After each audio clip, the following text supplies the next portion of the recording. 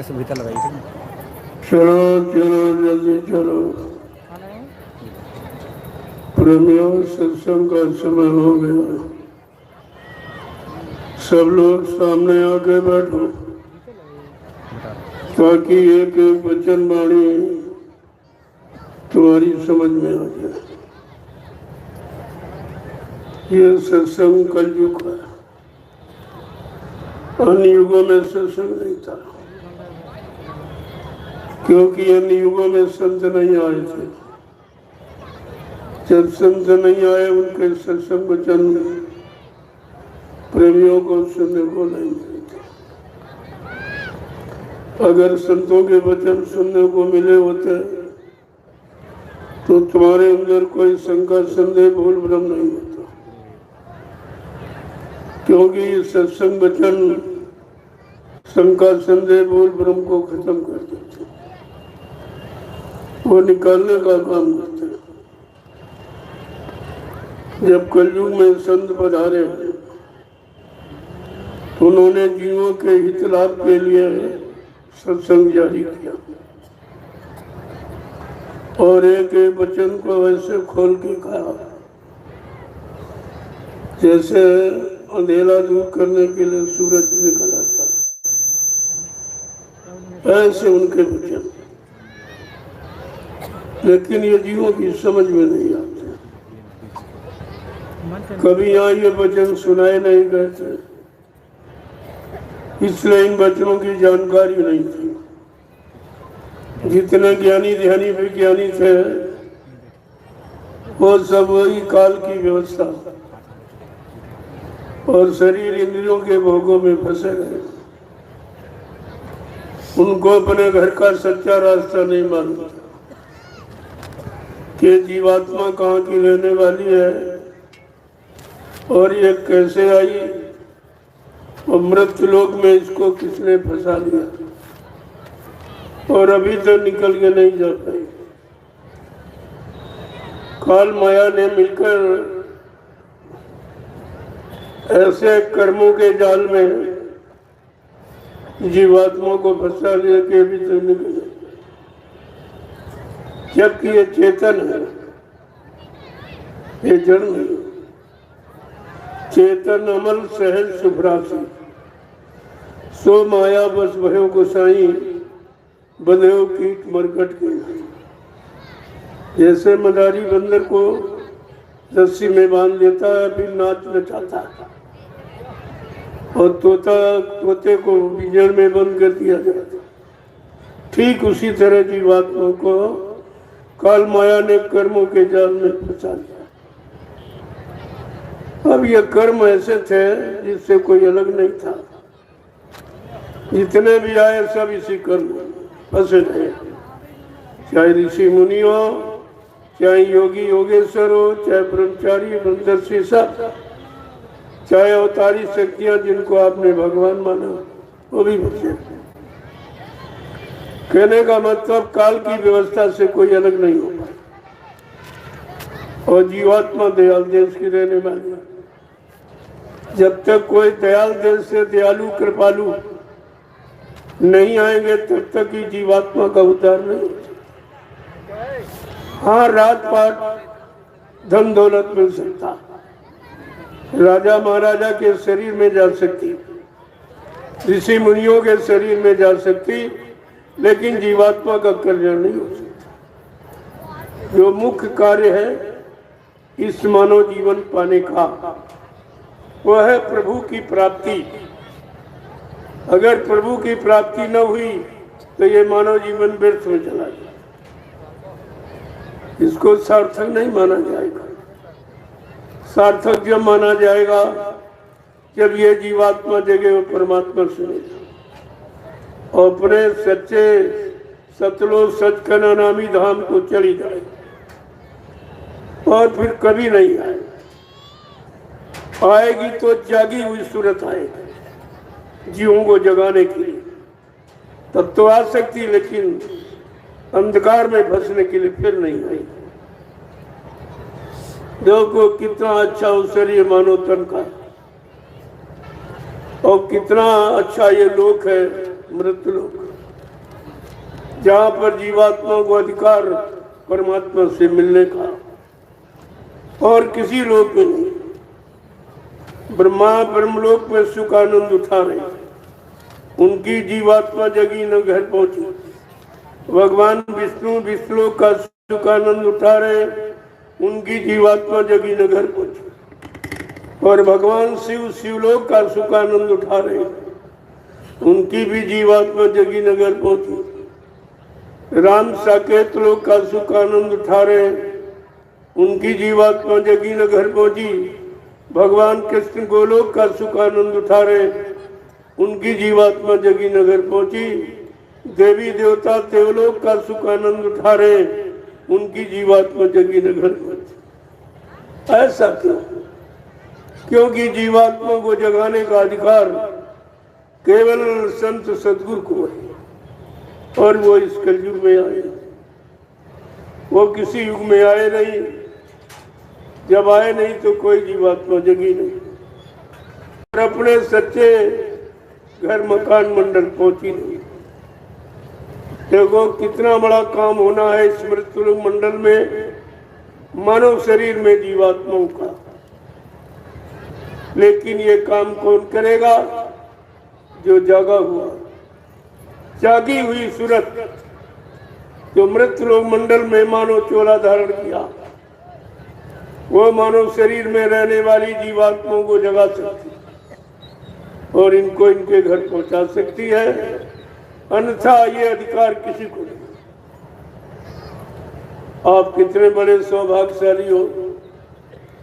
महात्माओं ने इसीलिए कहा कलयुग सम नहीं आन युग, जो न कर विश्वास। कलयुग के समान जीवात्माओं को जगने परमात्मा से मिलने का कोई युग नहीं। लेकिन हम कितने बड़े सौभाग्यशाली होते हुए लेकिन अंधकार में पड़े, अज्ञानता में फंसे हैं, रूढ़िवादिता में फंसे हैं, जड़ में फंसे हैं। चेतन का नामो निशान नहीं, क्योंकि चेतन का जानकार वही है जो चेतन देश, जो सतलो सच का नामी धाम, ये चेतन देश। बाकी नीचे जितने लोग मंडल मुकाम सब जड़ी है। हाँ, चेतन जीवात्मा है।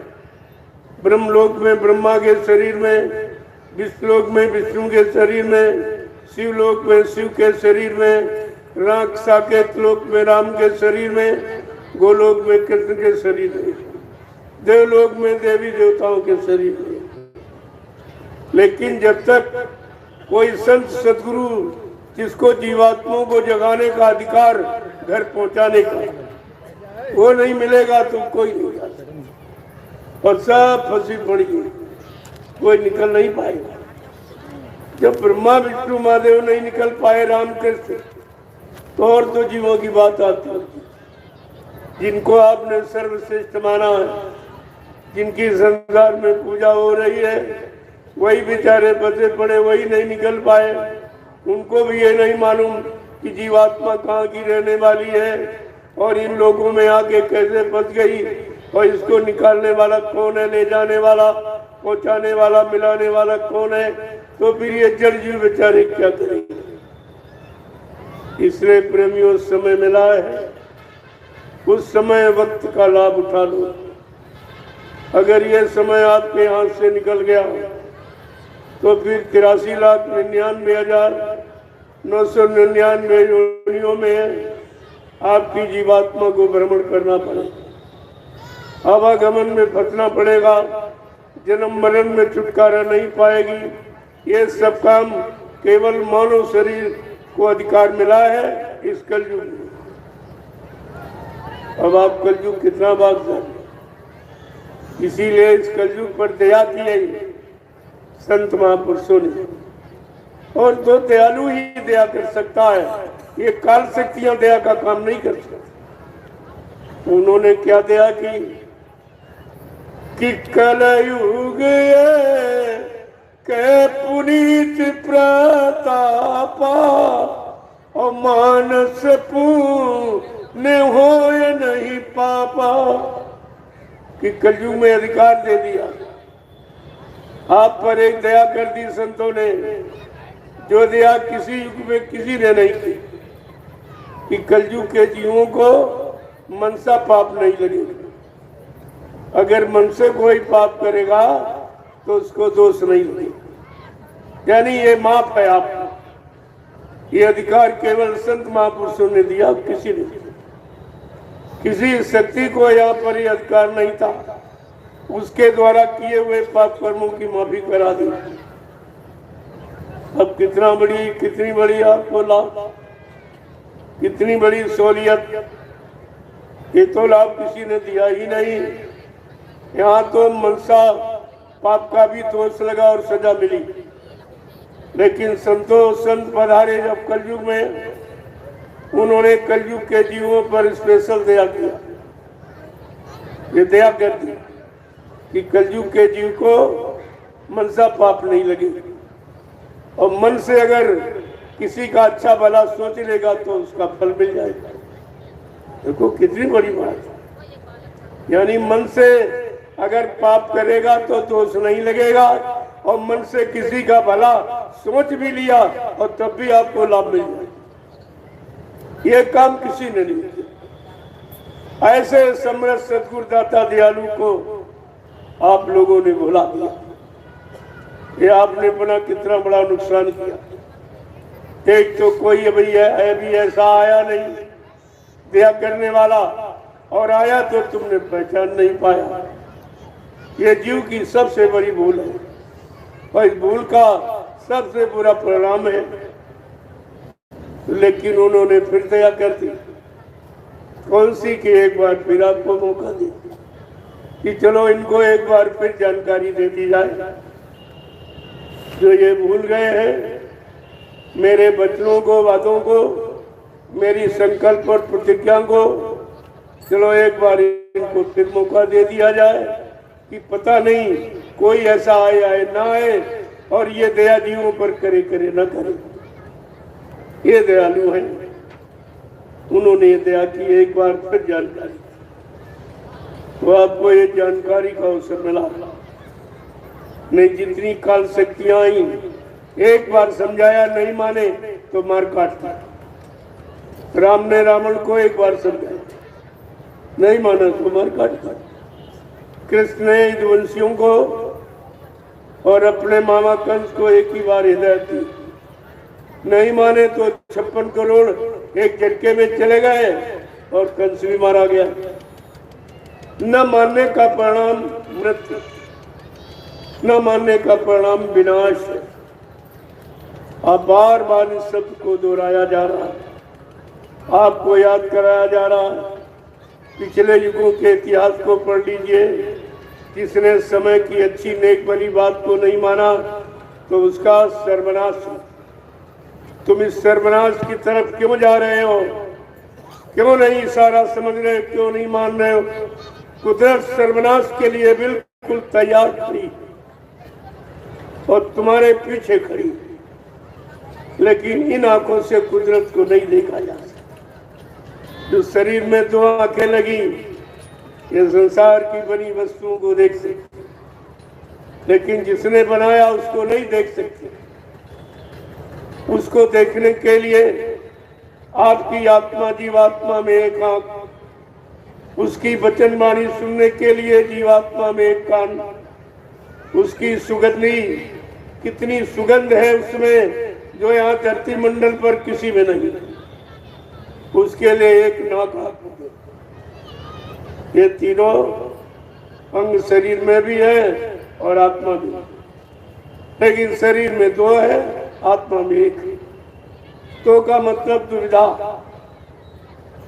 कि अच्छा भी देखो बुरा भी देखो, तो 2 आंखें दे दी, 2 कान दिए, अच्छा सुनो बुरा सुनो, 2 नाक दी, अच्छा गुदू बदबू सब, ये पहचान के लिए है। तो ये पहचान के लिए कि अच्छे बुरे की पहचानो, फिर अच्छे को ग्रहण कर लो, बुरे को छोड़ दो। इसके लिए आपको, लेकिन आपने अच्छा भी किया, बुरा भी किया, पाप भी किया, पुण्य भी किया, शुभ भी किया, अशुभ भी किया, और उसका परिणाम है मृत्युलोक। जन्म और मरण, ये उसकी व्यवस्था। जब जैसे कर्म करोगे उसके अनुसार आपको जन्म मिलेगा। उस जन्म को पाने के लिए 83,99,999 योनियां थी, जो शरीर बना दी कि कर्मानुसार इन्हीं योनियों में आप जन्म लेते रहेंगे। ये निकलने की योनियां नहीं, फंसने की। और निकलने की योनि शरीर है आपका मानव शरीर, जो आज आप लिए बैठे। अगर इसमें चूक गए तो फिर 84 जाओ।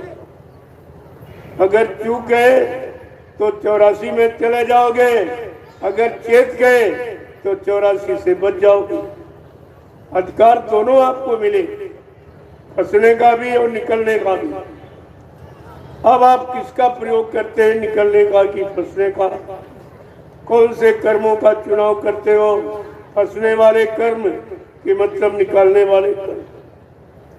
दोनों की जानकारी लेकर संत महापुरुष आए और आपको विधिवत जानकारी कि फंसने के लिए 83,99,999 योनियां शरीर और निकलने के लिए एक मानव शरीर। और इसको पाकर भी अगर आप नहीं निकल पाए तो फिर ये अवसर पता नहीं मिले मानव शरीर आपको मिले न मिले, ये कोई जरूरी नहीं है कि अब की बार मिल गया। वैसे तो आप मानव शरीर पाने वाले भी कर्म नहीं करते हो। निकलने की बात तो छोड़ दो कि मानव शरीर मिले, वो भी कर्म।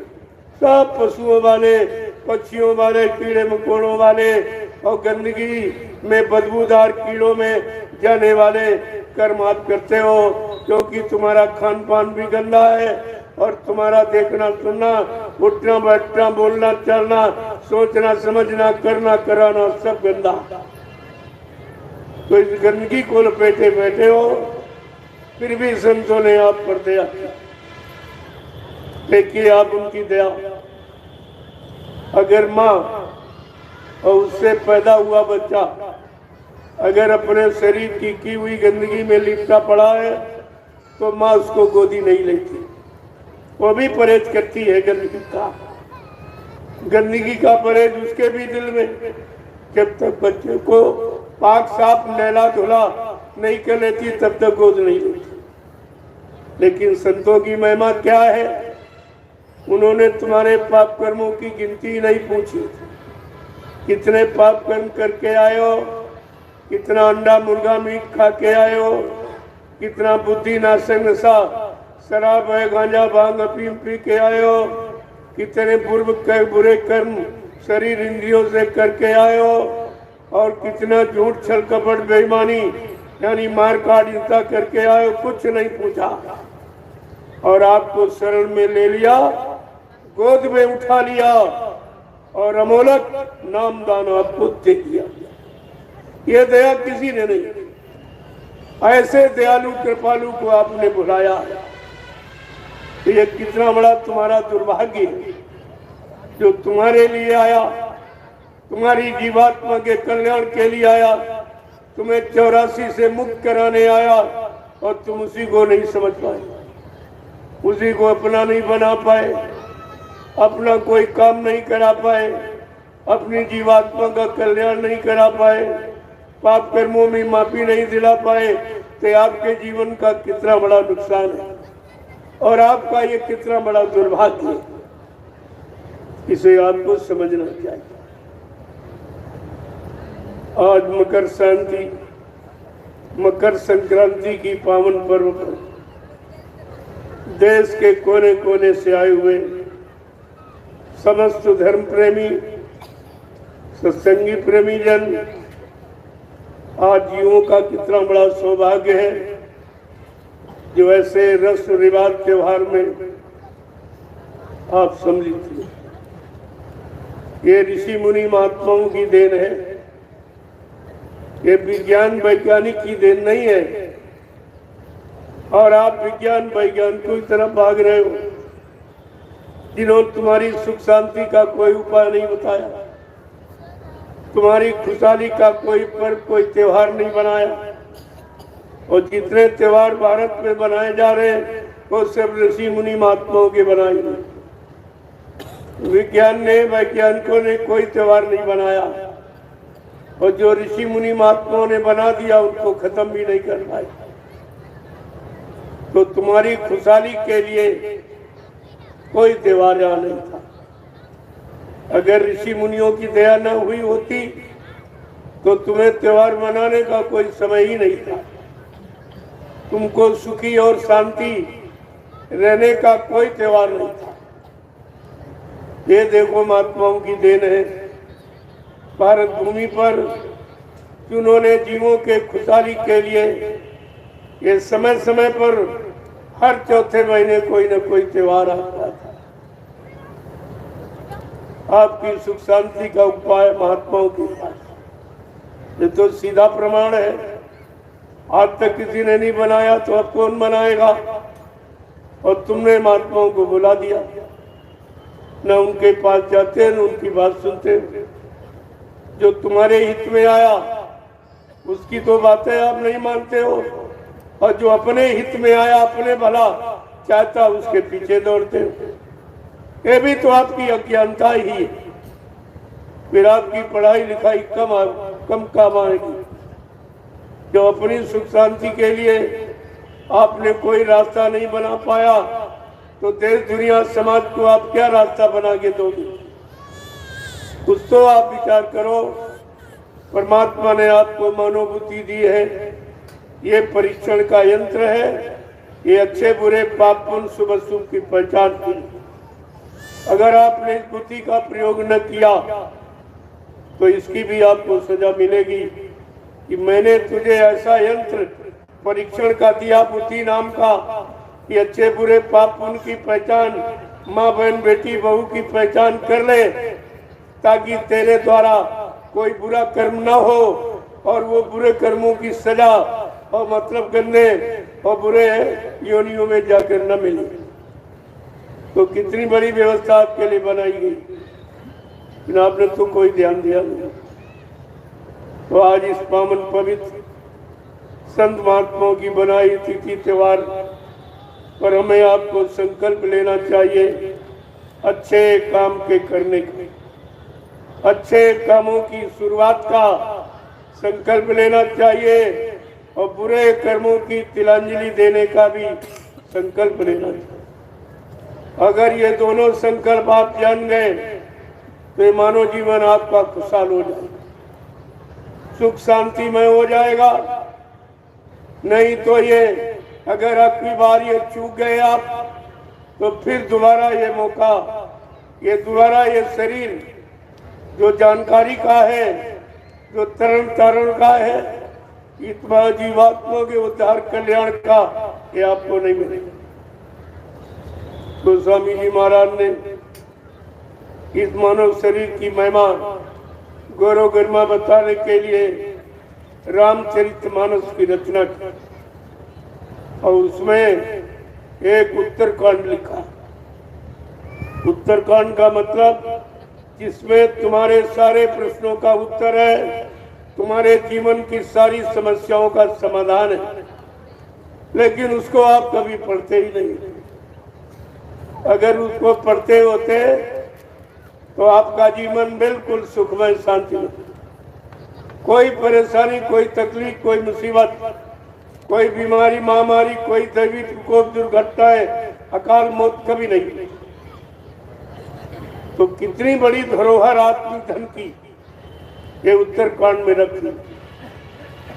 ना तो आपने किसी से पूछा और न किसी ने आपको बताया, क्योंकि ये रचना विद्वानों की नहीं है, ये कथावाचकों की नहीं है, ये रचना है संतों की।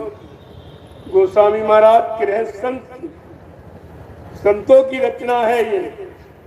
या तो कोई संत आएगा इस रचना का भेद बताएगा, या कोई जानकार जिसको भेजा गया मानव शरीर में वो आपको बताएगा। जिसको बताने का अधिकार वो सब बात सकते हैं, पढ़ सकते हैं, सुना सकते हैं, लेकिन करके नहीं दिखा सकते और ना आपसे करा सकते। क्योंकि कराने की विधि उनको मालूम नहीं। संत मत की करनी बिल्कुल अलग और काल मत की करनी अलग। काल मत की करनी 9 द्वारों में फंसने की और दयाल की मत की करनी 9 द्वारों से निकलकर 10वां द्वार को पार करके अपने घर जाने की। तो आपको तो जानकारी लेनी चाहिए। काल करनी में सभी लोग फंसे, कोई भोगों की इंद्रियों की, लेकिन दयाल की करनी क्या है? करनी करो मान मन डालो, इंद्री भोग विसारो, इतना काम करो तुम अब की, फिर आगे की सतगुर जानी। जब इतना आप शरीर इंद्रियों से करने लगोगे तो आगे सतगुर बैठे वो आपकी दया करेंगे, तो आप पर दया करेंगे, आगे का रास्ता दे देंगे और हाथ पकड़कर तुमको आगे की मंजिलों को तय कराएंगे और जीवात्मा को घर पहुंचा कर ही मानेगी। वैसे मानने वाले भी नहीं, ऐसे बीच में आपको छोड़ने वाले भी नहीं। तुम कितना मचलो कि ये इस लोक में रह जाऊं, ये भी बच्चा है, लेकिन उनको मालूम है कितना अच्छा है कि सतलोक सतखंड अनामी धाम के सिवा नीचे और बीच का कोई लोग ऐसा नहीं जो फंसाने का काम नहीं। जैसे ब्रह्मा फंस गए ब्रह्मलोक में, विष्णु फंस गए विष्णुलोक में, शिव जी फंस गए शिवलोक में, राम जी फंस गए साकेत लोक में, और कृष्ण जी फंस गए गोलोक में, और देवी देवता फंस गए देवलोक में। निकलना ही कोई पाए, और तुमको इसके अलावा कोई ज्ञान कराया नहीं गया। दूसरे नाम की जानकारी के अतिरिक्त किसी ने कुछ नहीं बताया। उस नाम के आगे कोई गया ही नहीं, और वहीं पर अहम ब्रह्मास्त्र कह के रुक गए। थोड़े थी आकाश पिंडों की छाया, प्रकाश नहीं था, प्रकाश की छाया देखी, वहीं पर रुक गए और कहते हम ब्रह्मात्मा ने ब्रह्म को प्राप्त। छाया को ब्रह्म मान लिया और उसी छाया के वशीभूत हो गए। उनको भी कुछ नहीं मिला और तुम्हारी बहुत जानकारी उन्हीं तक की। उनकी बातों के सिवा और कुछ मिला नहीं सुनने को। इसके आगे भी कुछ है, आगे भी कोई जानकारी है। हमारा मंडल आगे है, हमारा लोक आगे है, हमारा मालिक आगे है। ये भी जानकारी आपको किसी ने नहीं दी कि क्योंकि इस मंडलों का कोई मंडलाधीश पहुंचा नहीं, सब अपने अपने लोक में रह गए। जैसे आप मृत्यु लोक में फंस गए हो, रह रहे हो, ऐसे वो अपने अपने लोक में तुम्हारी तरह ही फंसे रह गए। जब उनको नहीं मिला जिनकी आशा करते हो, जिनके अधीन रहते हो, जिनको सर्वोपरि मान के बैठ गए हो, जब बेचारे वो भी नहीं जा पाए तो तुमको कहां से पहुंचाए। इसलिए महापुरुषों ने कहा ऐसे गुरु की खोज करो, गुरु की खोज करो भाई, बिन गुर्राह कोई नहीं पाई। ऐसे समर्थ सदगुरु की खोज करो जो सारे लोक मंडलों को जानता है, सारे लोक मंडलों की सैर करता है, रोज आने जाने वाला है, रोज की स्थिति परिस्थिति को देख रहा है। ऐसे समर्थ सदगुरु की खोज करो। जब वो मिल जाएंगे तो आपका हर लोक मंडल की जानकारी दे देंगे और किसी लोक में फंसने नहीं देंगे और सारे लोगों को दिखाकर और सतलोक का चनामी धाम पहुंचा देंगे। वो तब मानेंगे, वो बीच में छोड़ने वाले नहीं है। इसीलिए कहा जिनका हाथ पकड़ लेता हूं कभी छोड़ता नहीं, जिनको एक बार देख लिया कभी भूलता नहीं हूं, जिनको एक बार पकड़ लिया कभी छोड़ता नहीं हूं। लोगों कितनी बड़ी बात है, कितनी बड़ी उनकी ये दया जीवों पर है। लेकिन बेचारा ये काल की नगरी में रहने वाला जीव, काल की भोगों की व्यवस्था में फंसने वाला जीव, ये बेचारा सच्चाई को समझ ही नहीं पा रहा, सच्चाई को बताने के लिए समृद्ध दाता दयालु ने 60 वर्ष आपके लिए खर्च किए। 10 जुलाई 1952 से 2012 ये समय आपके लिए और सारे हिंदुस्तान में घूम घूम कर जो काम किसी शक्ति ने नहीं किया, क्योंकि ये शक्तियों का काम नहीं है, ये महाशक्ति का काम है। शक्ति और महाशक्ति में फर्क। शक्तियां केवल ये बाहरी बचाव बता सकती हैं और बाहरी सामानों में फंसा सकती हैं, लेकिन निकालने का काम नहीं कर सकती। और महाशक्ति सबसे निकाल कर घर पहुंचा सकती। वो असली घर मुकाम मंडल के सिवा बीच में जीवात्माओं को कहीं छोड़ती नहीं। उन्हें मालूम है कि हर लोग फंसाने वाला है, इसलिए तुमको सारे लोगों की सैर तो कराएंगे, हाथ पकड़ के ले जाएंगे और सबको दिखाते सुनाते समझाते और तुमको तुम्हारे घर सतलोक सचखंड अनामी धाम में छोड़ेंगे। इसके पहले छोड़ने वाले नहीं। तब जीव का आवागमन समाप्त हो। अगर बीच में किसी लोक में रह गया तो आवागमन से रहित नहीं है। उसका पुण्य जब तक रहेगा, पुण्य कर्मों की कमाई तब तक उस लोक में रह सकता। और जैसे पुण्य खत्म हुआ तो कहते हैं पुण्य छीणे मृत्युलोकी। अगर पुण्य छीण हो गया तो फिर मृत्युलोक में ढकेल दिया जाए, चाहे वो ब्रह्मा जी हो चाहे विष्णु शंकर कोई हो। ये नियम कानून सब पर लागू हो, लेकिन तुम्हें ये मालूम नहीं कुछ, क्योंकि ये जानकारी केवल अनामी महाप्रभु के पास है। जब लोग गुरु को भूल गए, संतों को भूल गए, सदगुरुओं को भूल गए, तब ये परम संत सच्चा सत्यलोक निवासी मालिक रूहों पर रहम करने के लिए मृत्युलोक मंडल में मानव चोला धारण करके आ गए कि चलो एक बार मानव शरीर में रहने वाली जीवात्माओं को सच्चा रास्ता बता दिया जाए अपने घर पहुंचने के। तब उन्होंने ये दया फरमाई और आपको अवसर मिला तो आप भूल भुलैया में चले गए, आप संज्ञा में चले गए, काल के जीवों की बात मान ली और उन्हीं के साथ चले गए। उन्होंने तुम्हारा रास्ता भटका दिया, भरमा दिया और तुमको मालिक से दूर कर दिया। ये काल के जीव है।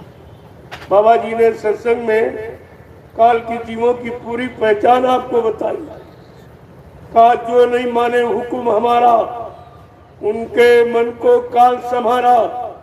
जो मेरे हुक्म आदेश को न मानेगा, न मुझ पर विश्वास करेगा, और वो मेरा काल के जीव। कहा बच्चा वो काल के जीव है, अपना आदेश चलाएंगे अपने स्वार्थ लोभ लालच के लिए। ऐसे काल के जीवों से बहुत संभल के रहना, इनका साथ कभी नहीं करना, नहीं तो भटका देंगे, बर्मा देंगे।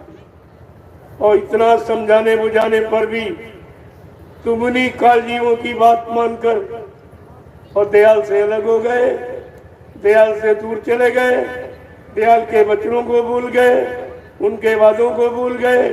ये तो आपने सब इसीलिए किया कि तुमने उन काल के जीवों का साथ कर दिया। ये समझकर ये सत्संगी, अरे बाबा जी ने ये भी तो बताया कि बच्चा मेरे यहाँ काल के जीवों ने सत्संग में आ गए।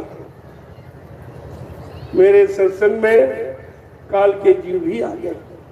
उनको काल ने भेजा है, उनकी ड्यूटी लगा दी कि किन जीवों को सतगुरु के वचन सुनने मत देना, उनके वचनों पर विश्वास करने मत देना, परमार्थी सेवा में लगने मत देना, नाम की कमाई करने मत देना। ये सब जीवात्माएं जाग जाएंगी और सब घर चली जाएंगी तो मेरा राज खाली हो जाएगा। मैं राज हुकूमत किस पर करूंगा?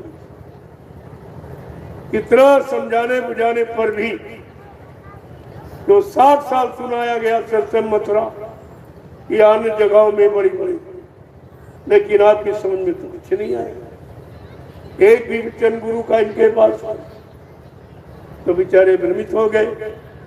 और अब भी दोबारा ये मौका दिया जा रहा और फिर भी ये चेत नहीं रहे, ये जाग नहीं रहे, तो इनको तो कभी माफी नहीं मिलेगी, क्योंकि इनको दोबारा मौका दिया जा रहा। जो बेचारे नहीं आए उनको तो माफी, जो आए चले गए और फिर आने और बुलाने का काम किया जा रहा, और अभी अगर नहीं चेते तो फिर माफी नहीं मिलेगी, फिर माफ का सवाल खत्म हो जाए, माफी की व्यवस्था समाप्त हो जाए। इसलिए अब की बात जागे न जागे तुम जानो, तुम्हारा काम।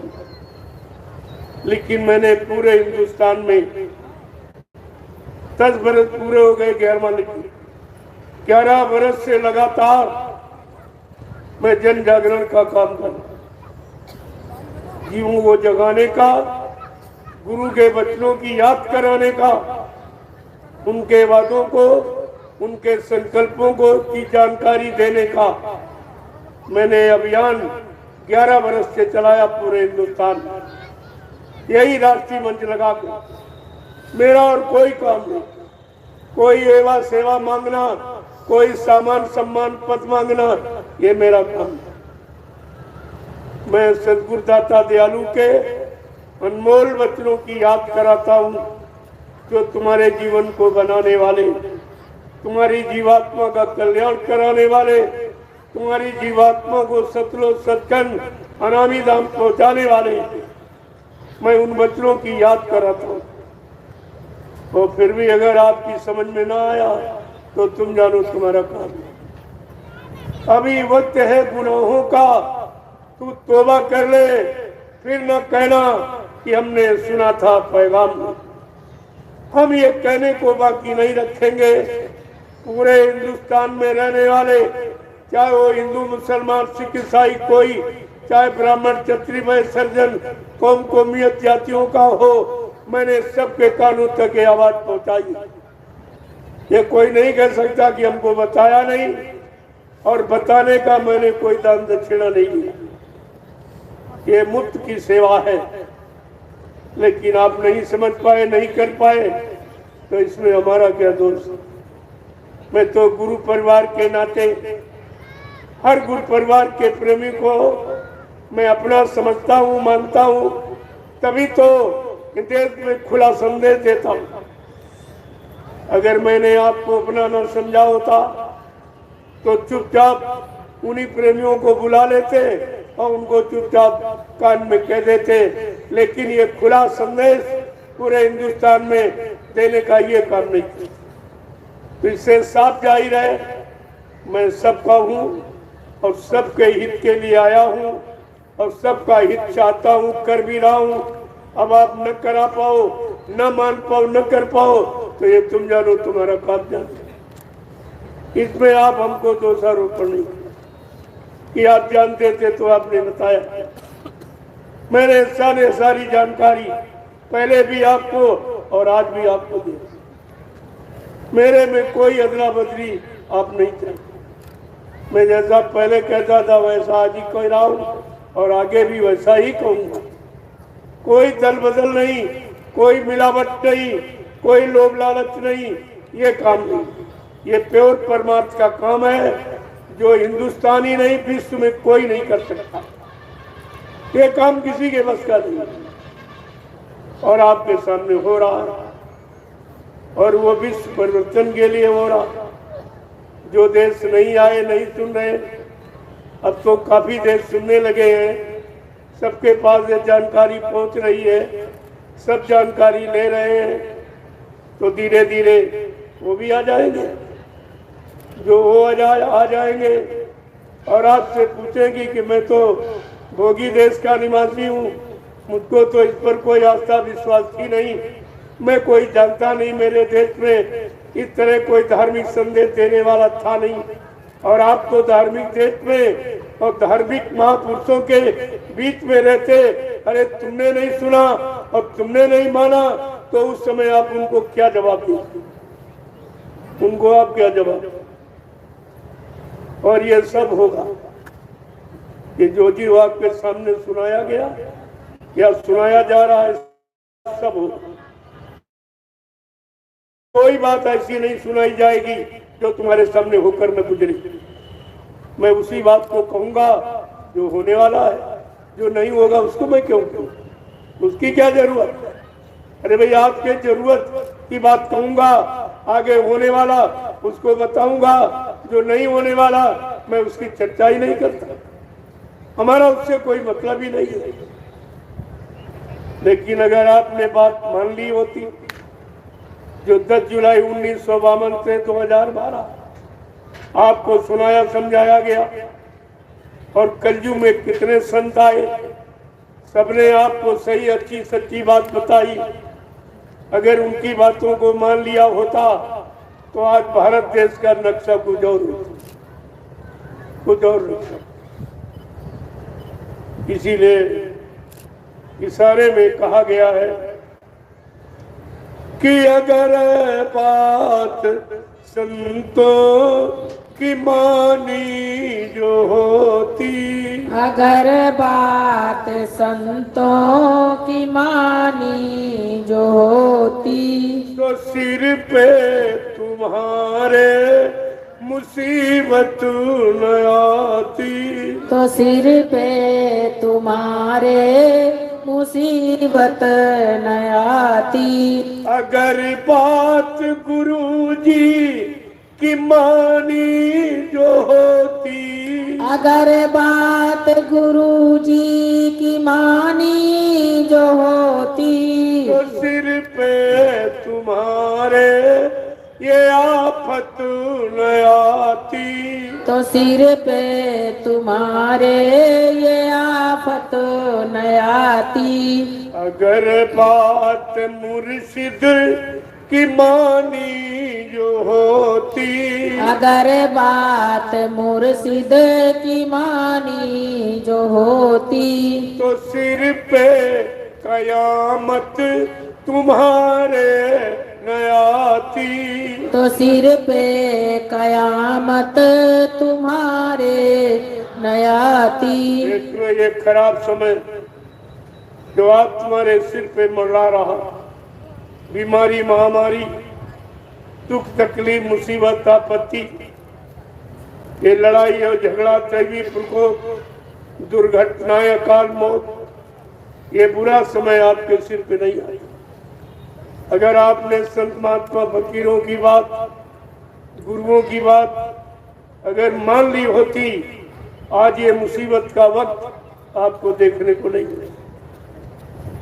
आगे क्या कह रहे हैं कि सभी देशवासी ये भाई हैं अपने, सभी देशवासी ये भाई हैं अपने, तो फिर बैर की नीति ठानी के तुमने, तो फिर बैर की नीति ठानी क्यों तुमने।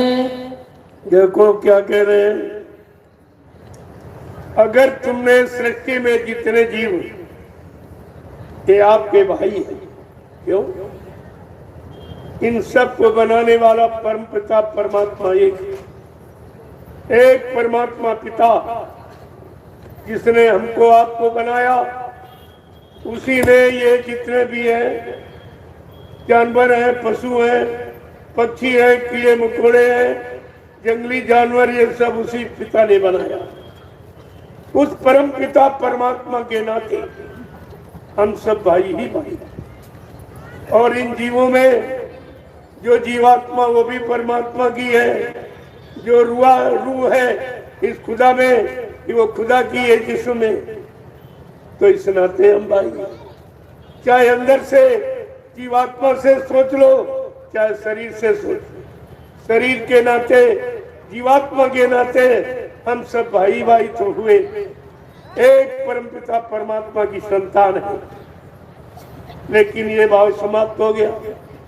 ये रिश्ता समाप्त हो गया, ये जानकारी समाप्त हो गई, तो आप मार काट करने लगे, अपने भाइयों को मारने काटने, अपने भाइयों का खून बहाने लगे। ये खराब समय किस लिए आया कि आपने नीति अनीति को नहीं समझ पाया, अच्छे बुरे को नहीं समझ पाया, पाप पुण्य को नहीं समझ पाया, इसलिए खराब समय तुम्हारे ऊपर आ गया।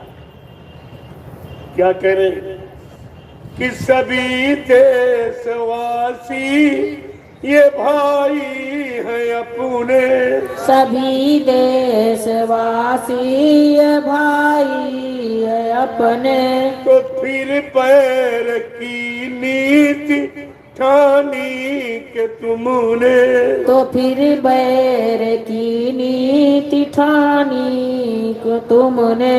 देश का मतलब मृत्यु लोक देश।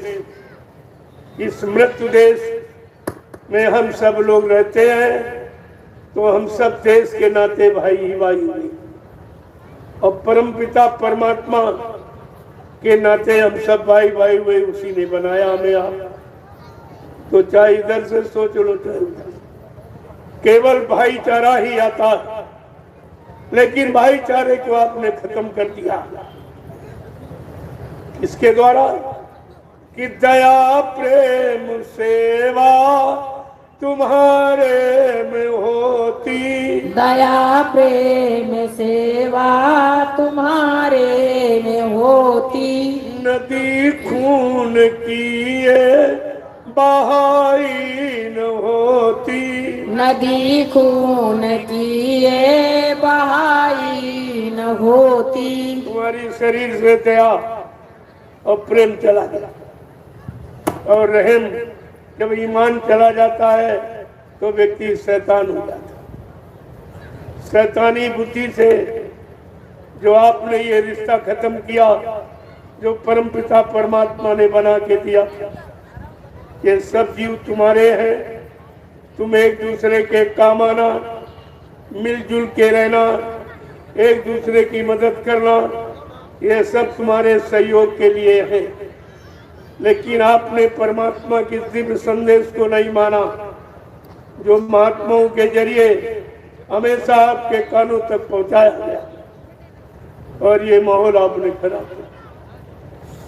अब आपने खराब किया, आप ही परेशान हो, आप इन जीवों को मारा हो, आप ही रो रहे हो।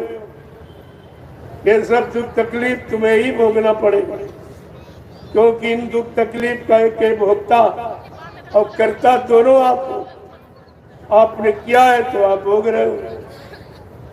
लेकिन महात्मा क्या कह रहे हैं कि घट घट में इंसान के रहता भगवान, घट घट के इंसान में रहता भगवान, और इसकी नहीं तुम को है कोई पहचान, इसकी नहीं तुमको है कोई पहचान।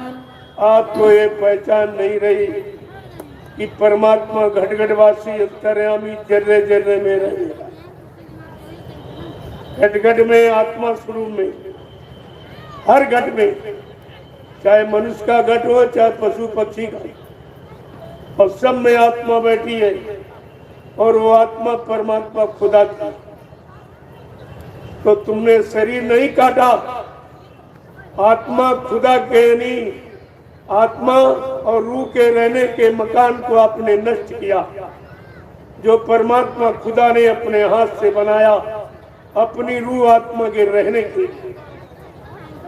किसका बनाया मकान गिराओगे, बिगाड़ोगे, तो बनाने वाला खुश होगा कि नाराज होगा। इतना भी आप नहीं समझ पाए, फिर तुम्हारा ये भौतिक ज्ञान किस काम का, जो तुम्हारी भौतिकता का सुख आनंद छीन लिया, नष्ट कर दिया, बर्बाद कर दिया। जब भौतिकता के सुख आनंद को आप नहीं समझ पाए, तो ये भौतिक मुखी ज्ञान किस काम का है, कहाँ काम आएगा, कहाँ लाभ इससे प्राप्त करेंगे आप। आगे क्या कह रहे हैं कि सभी धर्म ग्रंथों का है एक कहना, सभी धर्म ग्रंथों का है एक कहना। बनो शाकाहारी सदाचारी रहना, बनो शाकाहारी सदाचारी रहना। जो सारे धर्म ग्रंथ एक ही संदेश देते, ऐ मानवी इंसान, तू रहम और दया से कभी खाली मत हो, रहम और ईमान से कभी जुदा मत होना। रहम ईमान ही रहमान से मिलाने वाला, भगवान से मिलाने वाला। अगर रहम ईमान खत्म कर दिया तो भगवान और रहमान से तू कभी नहीं मिल पाएगा। देखो कितना उच्च कोट का संदेश, आपने इसको भी नहीं समझा। अगर समझा होता तो इस अनैतिक कार्यों में आप कभी समय नष्ट नहीं करते, कभी आप ऐसे कर्म नहीं करते जिससे आपको सजा मिलती। तो आपने समझा क्या कह रहे हैं कि सभी धर्म ग्रंथों का है एक कहना, सभी धर्म ग्रंथों का है एक कहना। बनो शाकाहारी सदाचारी रहना, बनो शाकाहारी सदाचारी रहना। अगर मुर्गा बकरी ये खाई न होती, अगर मुर्गा बकरी ये खाई न होती, तो दिल में तुम्हारे बुराई न होती, तो दिल में तुम्हारे बुराई न होती। देखो तुम बुरे नहीं हो, तुम्हारी कौम कौमियत बुरी नहीं है, तुम्हारा खान पान बुरा है जिसके कारण तुम्हारे कर्म बुरे हो गए और तुम बुरी सजा पाने के अधिकारी बन गए। सजा किस कारण मिली? अगर गंदा खान पान न किया होता तो तुम्हारी बुद्धि गंदे कामों को कभी चुना नहीं होता और गंदे कर्म आप किए नहीं होते तो यहाँ कोई तुमको सजा देने वाला नहीं था। तो निर्णय क्या निकला? गंदा खान पान सजा पाने का कारण है, गंदा खान पान, जिसको सभी धर्म ग्रंथों ने इशारा करके आपको बताया। जब कबीर साहब आए कलयुग में,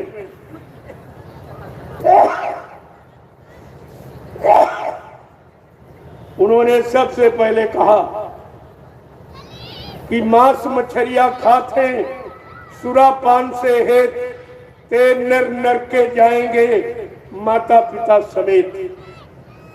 ये कितना बुरा कर्म है जिसने माँ बाप परिवार सब सजा के भागीदार बन जाए। ऐसे कर्म के लिए संत महात्माओं ने मना। कबीर साहब ने और भी कुछ कहा, मीन मास जो करे हारा 64 जन्म गिरते उतारा।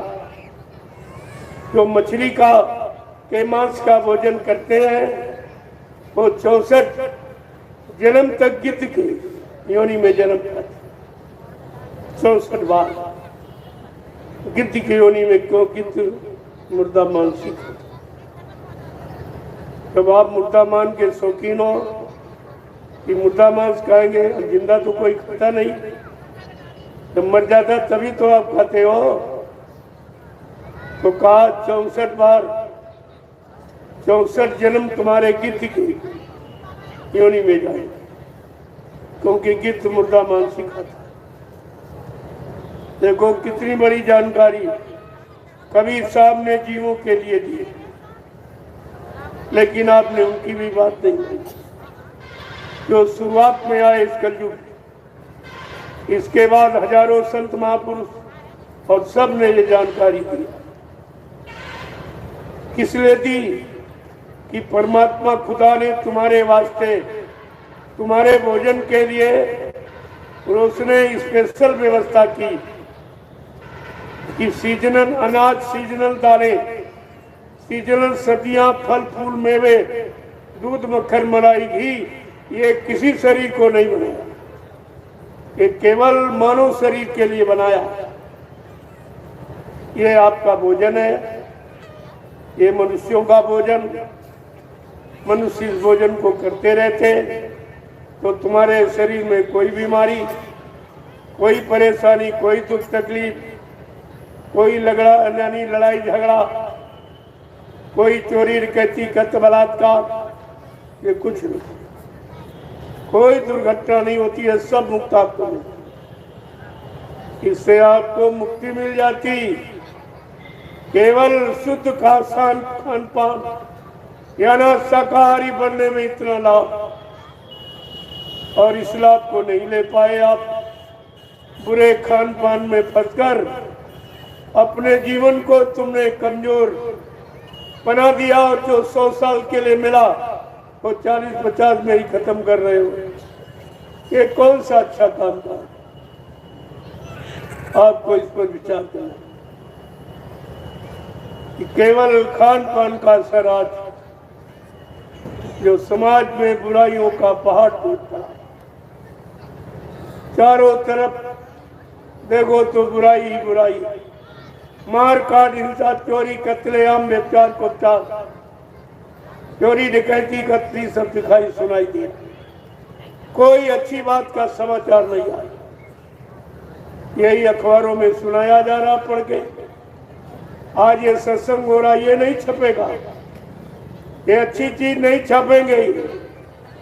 कहीं झगड़ा हो गया, किसी की गोली मार दी गई, किसी का सामान छीन लिया गया, ये कोई अच्छा काम जिसका तुम प्रचार करते हो और जिसका प्रचार होना चाहिए इन संत महापुरुषों के वचनों का, जिससे समाज को, देश दुनिया को लाभ मिले, वो ये प्रकाशित नहीं करेंगे।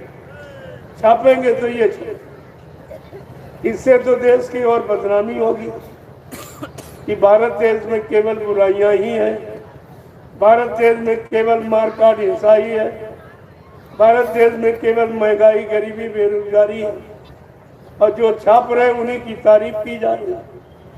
ये तो देश को बदनाम करने की नीति है। और ये सत्संग चर्चा जो देश के भविष्य को उज्जवल बनाने वाली, मानव के चरित्र को शुद्ध करने वाली, उसकी के किसी को छापने, लिखने, बताने की कोई चिंता नहीं। तो देखिए ये जिम्मेदारी क्या निभा रहे। आगे आने वाले समय में ये सब सजा के पात्र है।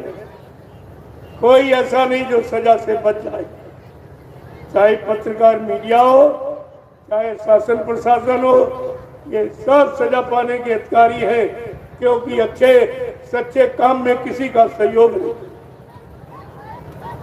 ये भारत देश धार्मिक देश है, ये मजहबी मुल्क है, लेकिन आप धार्मिक देश में जहां धार्मिक सत्ता है, धार्मिक सत्ता का शासन है, लेकिन आप धर्म का संदेश देने के लिए हमको परमिशन लेनी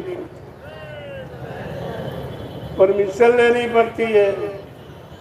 धार्मिक देश में धार्मिक सत्ता के अंतर्गत और धर्म की अच्छी नेक भली बात कहने के लिए, सबको सुख शांति मिलाने वाली, सबकी जीवात्मा का कल्याण करने वाली, परमात्मा से मिलाने वाली ऐसी नीति का प्रचार करने में हमें परमिशन नहीं, और कहीं कहीं ये देते भी नहीं है। मेरे पास सब प्रमाण है पूरा।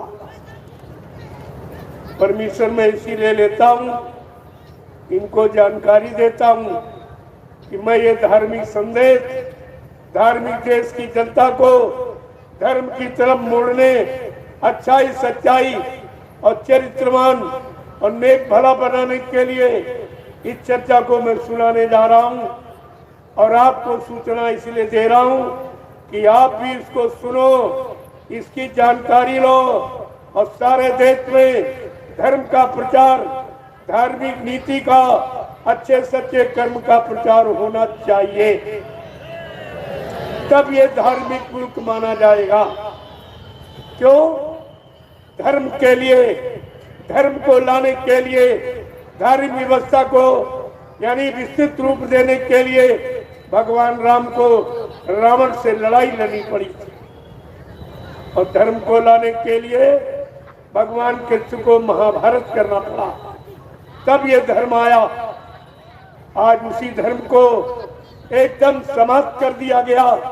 धार्मिक सत्ता होते हुए भी आज धर्म को कोई प्राथमिकता नहीं है, धर्म की कोई चर्चा नहीं है और धर्म की चर्चा में किसी तरह का इनका कोई सहयोग नहीं। ये तो मैंने सब रिकॉर्ड बना के रखा, आगे आने वाले समय में ये सब पेश कर दूंगा। इन्होंने क्या सहयोग किया, धार्मिक देश में धार्मिकता का अच्छे इन्होंने कोई सहयोग किया बिल्कुल नहीं, और बल्कि हमें परमिशन लेनी।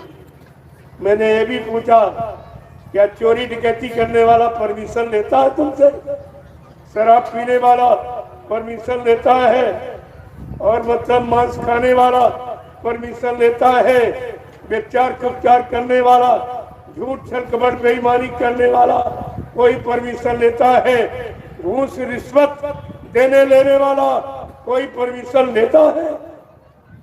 लेकिन धार्मिक देश में धार्मिक सत्ता के अंतर्गत हमें सच्ची नेक भली अच्छी बात कहने के लिए परमिशन लेना। ये तो इनको भी माफी नहीं मिलेगी। ये तो ये समझते नहीं कि कोई सुन ही नहीं रहा। अरे वो सुनने वाला तुम्हारे अंदर ही बैठा है, वो परमात्मा की जीवात्मा तेरे अंदर बैठी है, वो सब देख रही है कि तुम क्या कर रहे हो। तुम्हें पद मिला है, तुम्हें राज मिला है, राजा बनाया गया, तो तुमने राजा बनकर कौन सी नीति का आपने प्रयोग किया है, किस नीति को लागू करके तुमने देश के लोगों को नीतिवान और चरित्रवान और शीलवान आप कैसे बनाया। तुमने तो बेईमान बनाया है। ये सब आपसे पूछा जाएगा जब खुदा परमात्मा के दरबार में तुम्हारी जीवात्मा पेश की जाएगी। तब पूछा जाएगा कि तुम्हारे लिए मैंने संत महात्माओं को भेजा, पीर पैगंबर औलिया मुर्शिद कामिल फकीरों को भेजा, और तुमको मैंने राजा बनने का समय दिया, और तुमने कोई अच्छी नीति बनाई जो प्रजा के सुख के लिए थी, शांति के लिए थी, चरित्रवान बनने के लिए, शाकाहारी सदाचारी ब्रह्मचारी बनने के लिए। क्या तुमने किसी नीति का प्रयोग किया? आप क्या जवाब देंगे? मैं तो आपसे पूछ रहा हूं अभी यहाँ और वहां तुम्हारी जीवात्मा से सवाल किया जाएगा। ना तुम यहाँ जवाब दे पा रहे हो, न उस दरबार में जवाब दो। फिर वो परमात्मा कहेगा ले जाओ इसको। इसने किसी की बात नहीं मानी, अपने मानव जीवन का सदुपयोग नहीं किया, अपने पद का गौरव गरिमा नहीं रखी। जाओ इसको ले जाओ, इन नरकों में हजारों वर्ष तक जलाओ, सड़ाओ, मारो और काटो। तुम्हारे रोने चीखने की आवाज हजारों मील तक जाएगी, लेकिन वहां कोई सुनने वाला नहीं। यहाँ तुमने नहीं सुनी है महात्माओं की बात, वहां तुम्हारी कोई नहीं सुनी जाएगी। ये तो अभी इस पर समझे नहीं रहे कि हमसे कोई पूछने वाला भी है। ये भी नहीं समझ रहे हमारे ऊपर भी कोई शासन करने वाला है। जबकि रामचरितमानस इनको बराबर संदेश दे रही है कि राजा बनना तो सोच समझ के बनना। ये धार्मिक देश है जहाँ भगवान राम ने राज किया, भगवान कृष्ण ने राज किया। आज तुम्हें मौका मिला है तो राम और कृष्ण की नीति को बरकरार रखना, उनकी गौरव गरिमा हटने खोने न पावे, उनकी मान्यता उनका सम्मान मिटने न पावे। लेकिन कुछ ये सबको तिलांजलि दे दी, इतना मान सम्मान का भूत सवार हुआ कि सबको बोल गए। ये भूल गए रामचरितमानस को। रामचरितमानस कहती जा सुराज प्रिय प्रजा दुखारी, सो न पवस नरक अधिकारी। जिसके राज में प्रजा दुखी होगी वो राजा नरक में जाएगा। ये रामचरितमानस सीधा संदेश दे रही। और ये श्री राम का नारा लगा रहे और रामचरितमानस की बिल्कुल नहीं मान रहे, एक भी बात नहीं मान रहा, तो इनका क्या होगा? ये नहीं समझ पा रहे कि राजनीति किसे कहते हैं। रामचरितमानस बता रही, राजनीति बिन धन धर्मा प्रभु समर्पे बिन सत्कर्मा, राजनीति बिना धार्मिक व्यवस्था के, बिना अच्छे नेक भले चरित्रवान लोगों के, शाकाहारी सदाचारी ब्रह्मचारियों के द्वारा भारत की राजनीति को चलाया जा सकता, जिसमें लोगों को सुख और शांति मिलेगी। भारत की जनता को भौतिक आध्यात्मिक दोनों लाभ मिलेंगे अगर ये संत महात्माओं की नीति और रीति को मान ले और उसके अनुसार अपने शासन को चलाए, तो भौतिक आध्यात्मिक दोनों लाभ इस भारत की प्रजा को मिल सकता। अंततः कोई लाभ नहीं है, तो आप देख ही रहे, हम ही से सब क्यों कहलाते हो? तुम भोग रहे हो, दुख उठा रहे हो, परेशानी झेल रहे हो, फिर भी तुम्हारा मुंह नहीं खुला।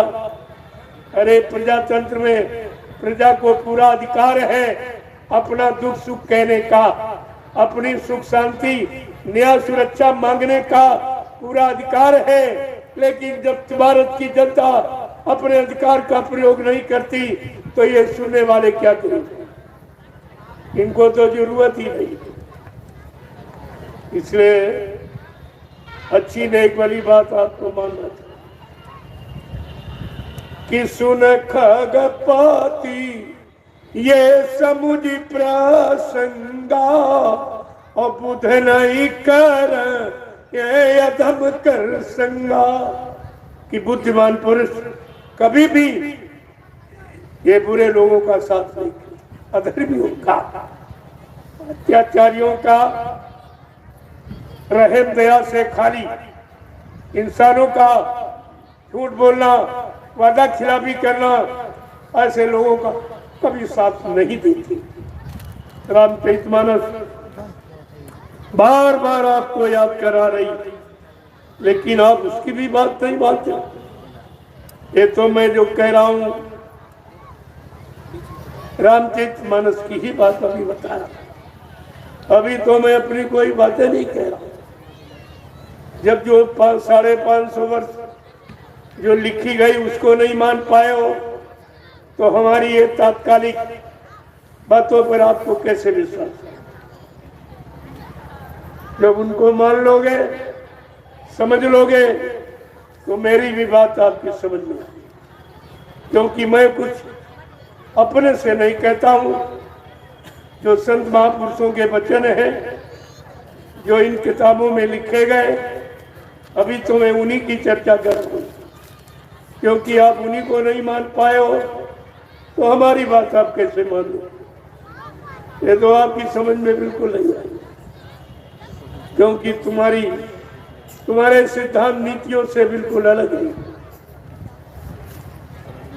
इसलिए एक एक वचन बड़ी सावधानी के साथ जब सुनोगे तो अच्छाई बुराई का परिचय मिल जाएगा, नीति अनीति का परिचय मिल जाएगा, धर्म धर्म का परिचय मिल जाएगा, पाप पुण्य का परिचय मिल जाएगा। तो नहीं सुनोगे तो अभी आपने खराब वक्त क्या देखा जो आगे आने वाला, बहुत खराब समय, और कोई बताने वाला भी नहीं, दूर करने वाला, खराब समय से बचाने वाले की बात छोड़ दो, कोई उस समय की जानकारी देने वाला भी नहीं। और ये क्यों दी जा रही, ये संदेश क्यों दिया जा रहा, ये इशारे क्यों किए जा रहे हैं कि दिल में हमारे दर्द है तुम्हारा और सुनते तो जा वो संदेशा हमारा। महात्माओं संतों के दिल में तुम्हारा दर्द है, क्यों? परमार्थ के कारण साधुन धरा शरीर, जो परमार्थ समाजते धर्म हिताते हैं, उनको तुम्हारी चिंता है, लेकिन स्वार्थी लोभी लालचियों को कोई चिंता नहीं। अरे जो स्वार्थ हल कर रहे हैं, चंदा नोट वोट मांग रहे हैं, महंगाई से वसूल कर रहे हैं, टैक्सों की भरमार कर रहे हैं, उनको तो चिंता होनी चाहिए कि वो तुम्हारे से लाभ ले रहे हैं। संत महात्मा तुमको लाभ दे रहे हैं और फिर भी तुम्हारी चिंता कर रहे हैं कि दिल में हमारे दर्द है तुम्हारा और सुनते तो जा वो संदेशा हमारा कि हमने तुम्हारे लिए इज्जल से रचाए और गली गली में खूब परिचय बटाए, फिर भी न मानो तो क्या दोष है हमारा और सुनते तो जाओ इस संदेशा हमारा। इस दिल में हमारे दर्द है तुम्हारा और सुनते तो जाओ इस संदेशा हमारा। जो कुछ कहा है वो आई है आगे और जो कुछ कहूँगा वो आए ही आगे।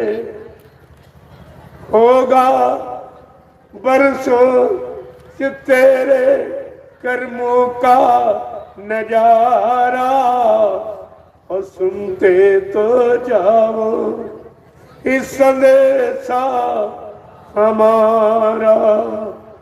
ये दिल में हमारे इतरत है तुम्हारा और सुनते तो जाओ इस संदेशा हमारा। प्रेमियों,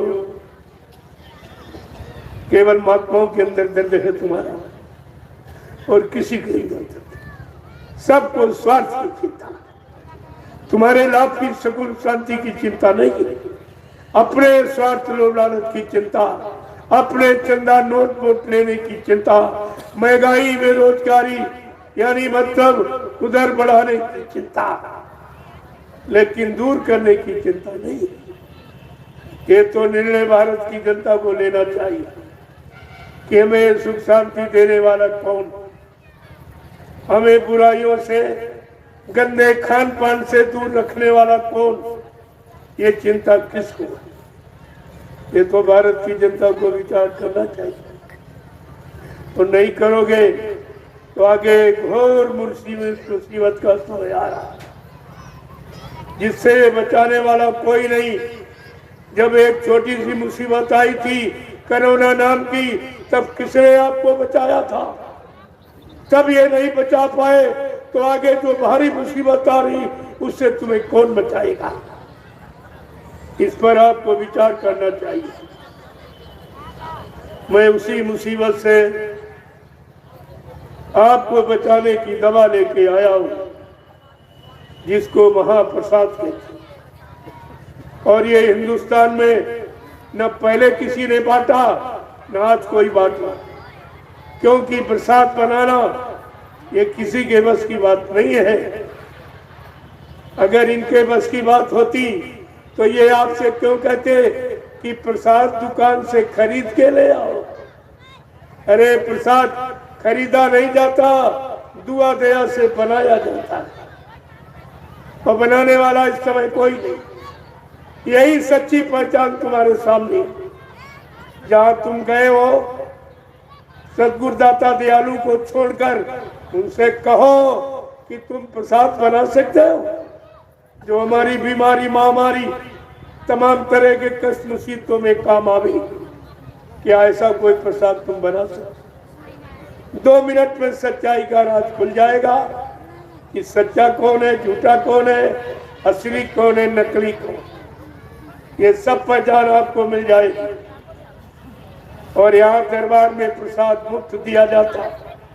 मैंने पूरे हिंदुस्तान में घूम घूम कर ये प्रसाद बांटा, गली गली सड़कों पर दरवाजे दरवाजे आवाज लगाकर मैंने प्रसाद बांटा और उसके बदले कुछ नहीं लिया।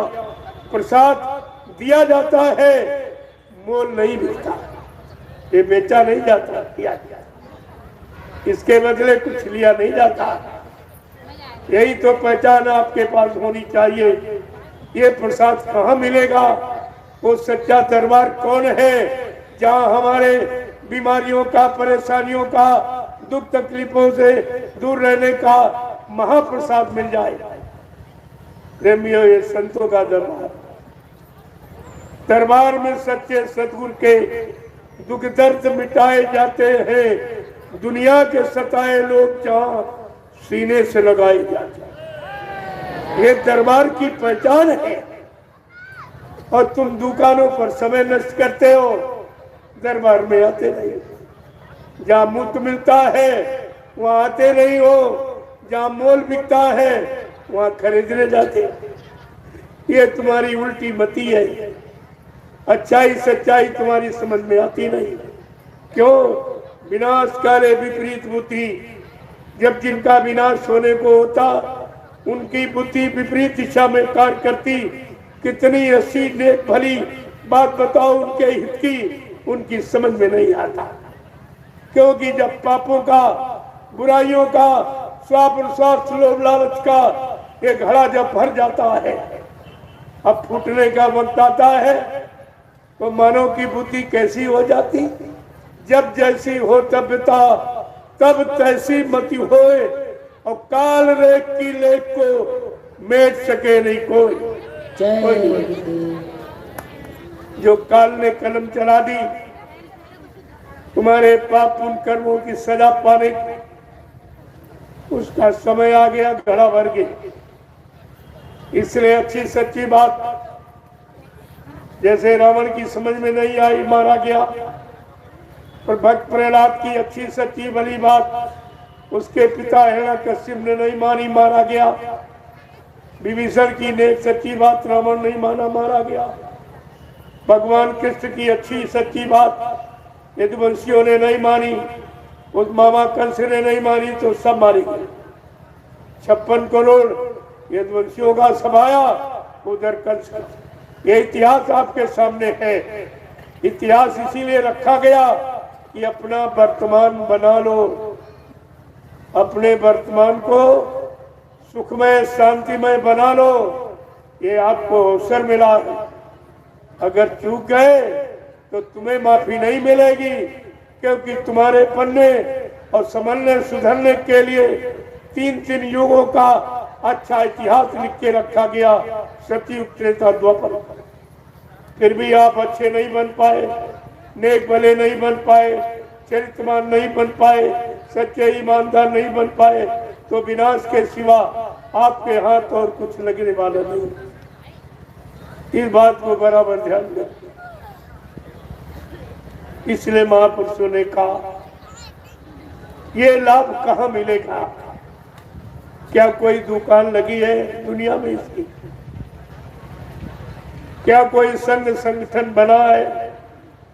क्या कोई और धार्मिक संस्था ये काम कर रही है?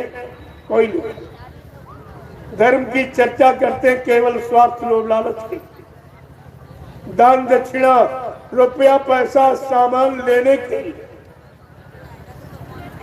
लेकिन आज ये केव गुरुदेव धर्म प्रचारक संस्था मथुरा भारत, जो धर्म के लिए, मानवता इंसानियत के लिए प्रेम प्यार मोहब्बत सेवा दिया सदाचार परमात्मा की यादगार कराने के लिए, माँ बहन बेटी की परख पहचान की, सबको सुख शांति में बनाने के लिए, शाकाहारी सदाचारी ब्रह्मचारी का सच्चा उपदेश करने के लिए ये जो तैयार की थी बाबा जय गुरुदेव जी महाराज। लेकिन कुछ मन चले, कुछ स्वार्थी लोभी लाचियों ने इस संस्था को भी बदनाम कर, ऐसे गुरु की महान सच्ची नीतिविद को खत्म करता। ये तो बहुत बड़े सजा पाने के अधिकारी, इनको तो कोई माफी नहीं कर सकता। गुरु का छोड़ा जीव कोई नहीं पकड़ सकता, कोई उसकी सुरक्षा संरक्षा हिफाजत नहीं कर सकता। ये तो सदगुरु का जीव, इसे कौन पकड़ेगा, कौन इसकी रक्षा का भार लेगा, कौन इसके गुनाहों पापों को माफ करेगा? इस पर आपको विचार करना चाहिए। अभी तो मैं केवल इशारा कर रहा हूं, आगे समय आ रहा तो खोल के कहूंगा। एक एक बात आपके सामने खोल के रखूं, क्या क्या किया गया और किसके लिए क्या बनाया गया था। ये जय गुरुदेव धर्म प्रचारक संस्था मथुरा भारत, ये किस लिए बनाई गई, किस काम के लिए बनाई गई, इसका उद्देश्य क्या था? ये संपूर्ण विश्व को सुख शांति देने का वादा करने वाला मिशन है। ऐसी संस्था विश्व में न कभी बनी और न कभी बनेगी और न आज कोई बना सकता। लेकिन बाबा जी ने जो संकल्प प्रतिज्ञा, जो वादा करके संस्था का निर्माण किया है, वो आगे आने वाले समय में अपना सब काम करके दिखाएगी। कोई काम बाकी नहीं रहेगा।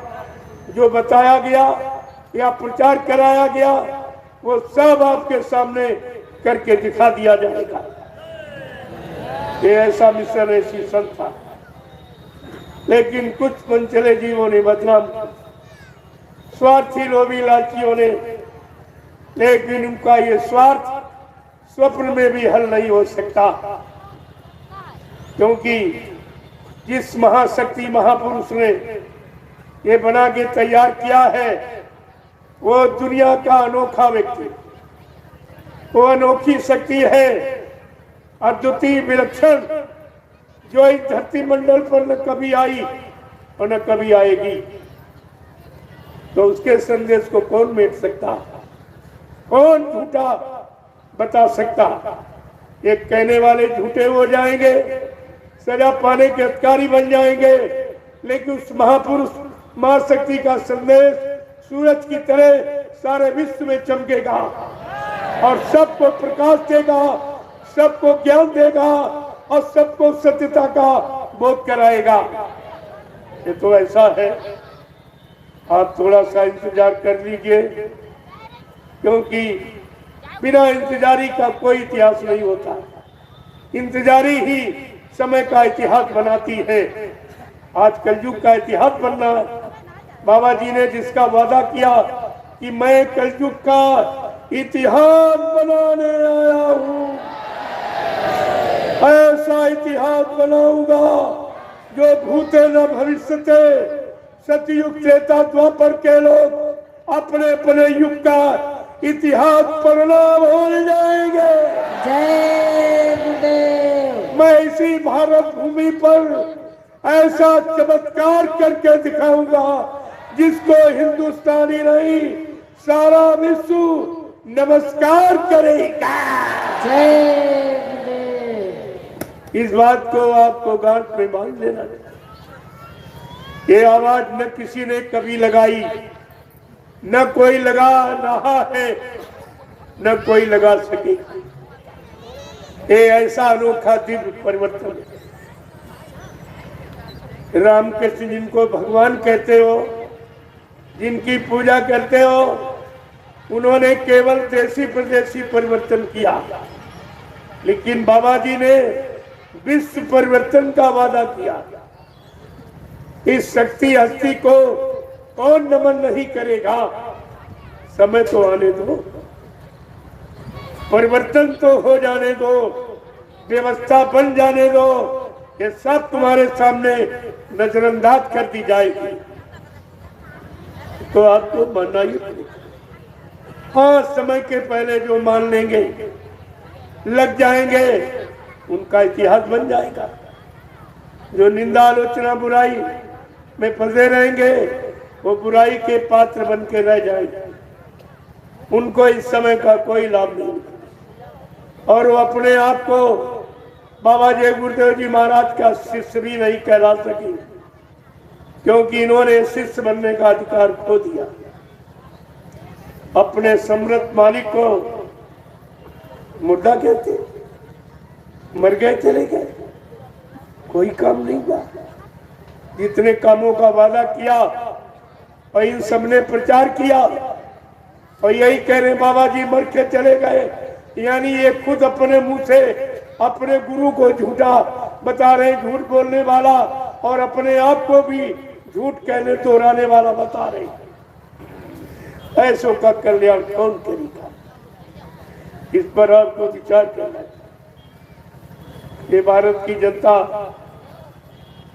इनका मुंह तोड़ देगी, कहेगी तू भी झूठा, तेरा गुरु भी झूठा, क्योंकि तुमने प्रचार किया है कि बाबा जी कलयुग में सतयुग लाएंगे, कलयुग को भगाएंगे, सतयुग को लाएंगे, सबको न्याय सुरक्षा रोजी रोटी की व्यवस्था बना के देंगे, सबको शाकाहारी बनाएंगे, सबकी जीवात्मा को जगाएंगे, परमात्मा से मिलाएंगे।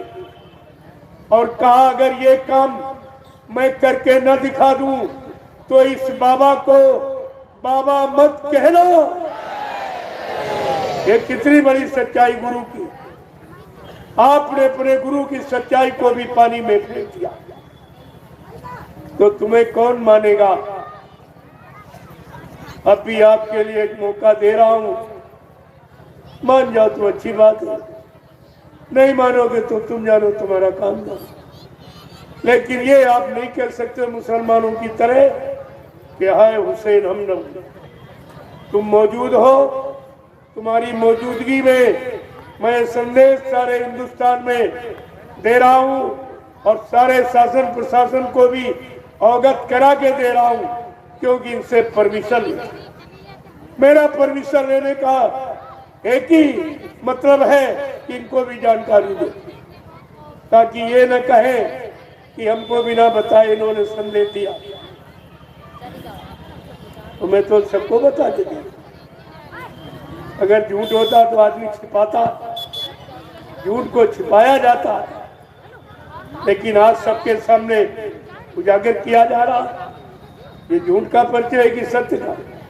इतना भी आप नहीं समझ पाए। ये गुरु की सच्चाई है जो खोल के राष्ट्रीय मंच से कहा जा रहा, धार्मिक मंच से ये संदेश दिया जा रहा। आपको इस पर विचार करना है। आज ये धार्मिक तिथि है, इस पर देशवासियों को संकल्प लेना चाहिए। भारतवासियों, हम भारतवासी हैं, अपनी पहचान बताएंगे।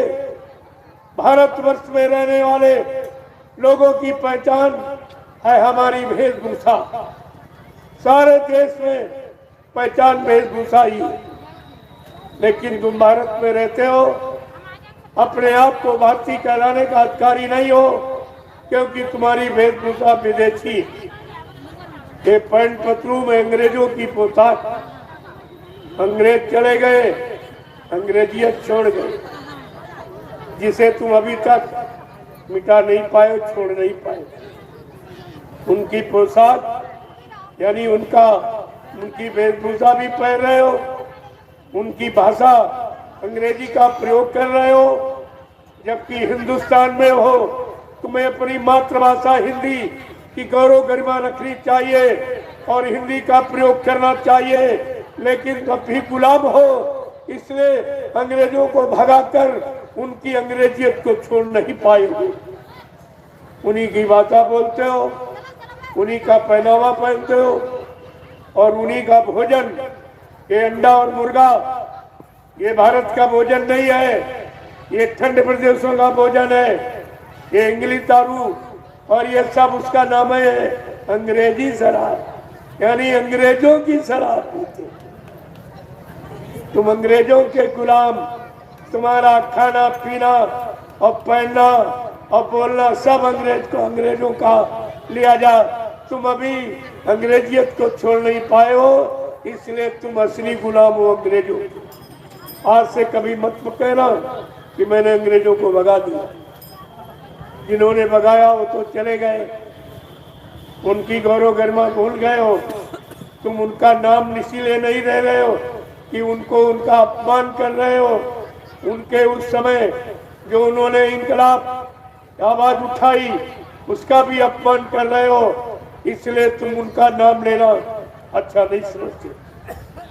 आज भी उन वीरों का, सपूतों का नाम लेने में इन जिम्मेदार लोगों को शर्म लगती है, क्यों इनका काम सब गुलामी का, अंग्रेजों की गुलामी का सारा काम है। और आज भी ये गुलाम है, क्योंकि हमारा तिरंगा जो राष्ट्रपति भवन में लहराना चाहिए वो दिल्ली के लाल किले पर क्यों लहराता, ये गुलामी का पक्का सबूत है कि हमारा हिंदुस्तान आज भी गुलाम है। आपको राष्ट्रपति भवन पर लहराना चाहिए, जो राष्ट्रपति शासन प्रशासन देश है, राष्ट्रपति का सम्मान होना चाहिए। राष्ट्रपति बेचारा चुपचाप बैठा है, वो भी अपने सम्मान के बारे में मुंह नहीं खोल पा रहा कि जब राष्ट्रपति शासन, राष्ट्रपति राजा है हिंदुस्तान का, तो ये तिरंगा राष्ट्रपति भवन पर लहराना चाहिए, तब तो मान लिया जाए कि हम आजाद हैं। लेकिन ये कुछ भी नहीं। अरे हजारों बातें वो मैं कहना नहीं चाहता हूँ, लेकिन आगे आने समय में वो सब आपके सामने आके खड़ी हो जाएगी। सब प्रयास कर रहे हैं, ऐसा नहीं, अपने अपने तौर तरीके से सभी प्रचार कर रहे हैं, जानकारी दे रहे हैं, लेकिन मेरा तरीका सबसे अलग है और वो पूर्ण सच्चाई का। क्योंकि कलयुग में लिखा है धर्मशास्त्रों में, कलयुगे संगे शक्ति, कलयुग में संग संगठन ही शक्ति है। जिसके पास संगठन है, जनमत है, वही विजयी है।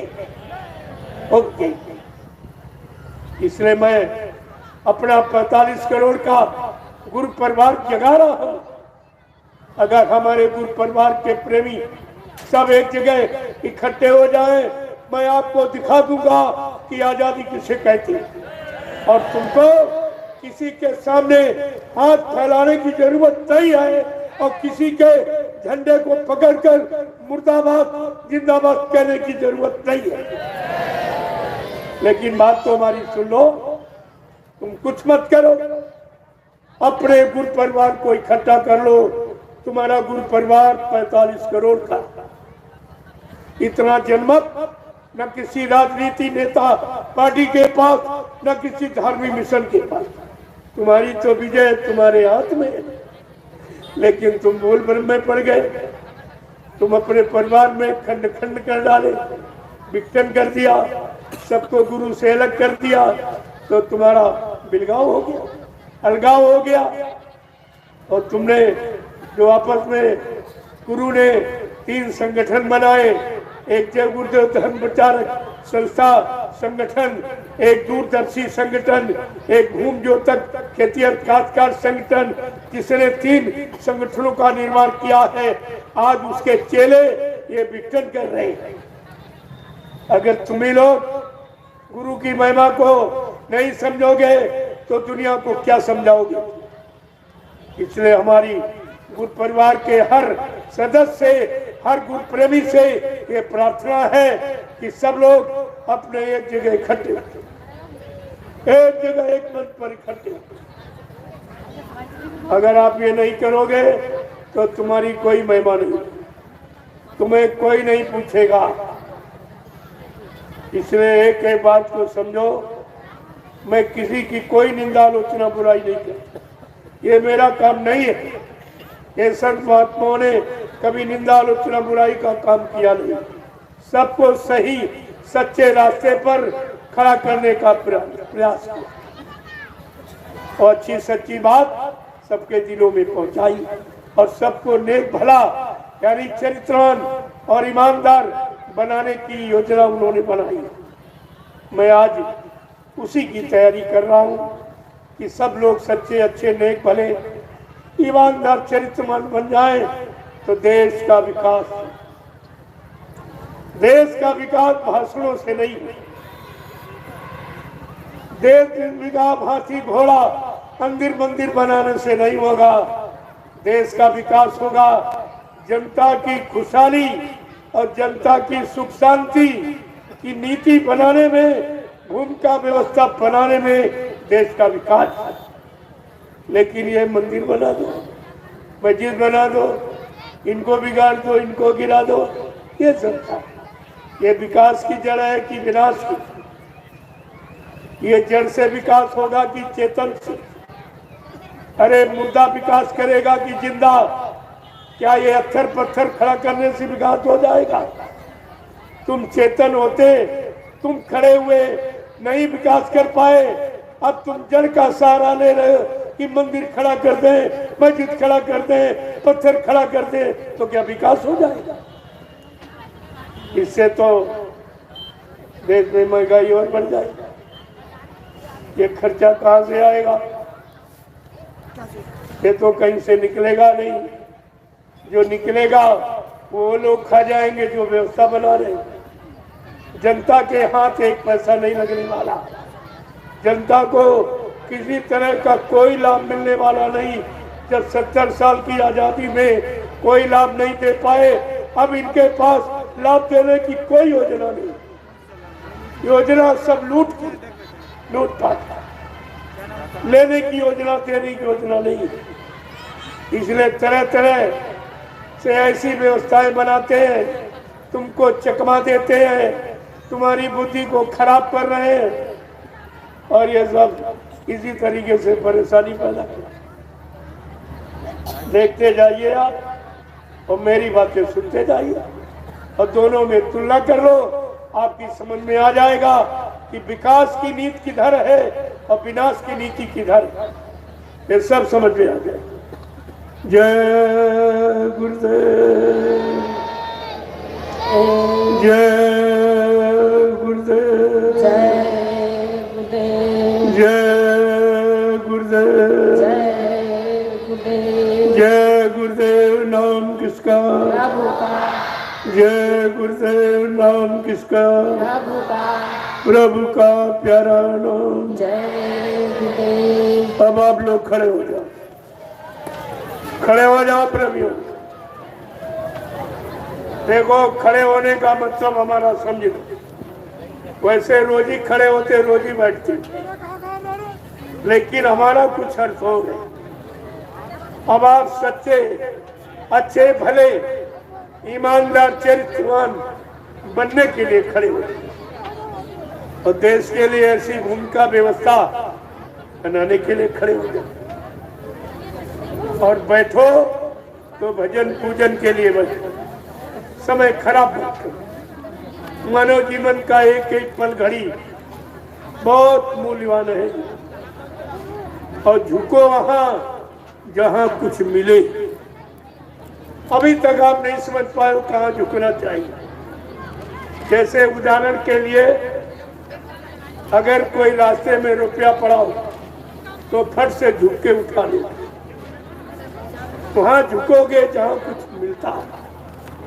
और तुम्हारा झुकना सब पत्थर में, सब कागज में, पानी में, तीरथ में, मूरत, जहां कुछ मिलने वाला नहीं, जाने ही जाने वाला। और अभी तक हानि उठाकर भी नहीं समझ पाए हो कि देने वाला कौन है। देने वाला है संत सद्गुरु, दाता दयालु, जो सबको देता है, किसी से कुछ नहीं लेता है। ये दाता दयालु का काम और नेता का काम, सबसे सब कुछ लेता है और किसी को कुछ नहीं देता, उसको कहते नेता। ये नेता आपको समझना चाहिए। नेता केवल सुभाष चंद्र बोस, जिसने भारत देश का नेतृत्व किया, और अच्छा सच्चा नेतृत्व करने के लिए 14 गुणों की आवश्यकता होती है। और आज ये नेता जिनमें 28 अवगुण हैं, ये देश का नेतृत्व क्या करेंगे?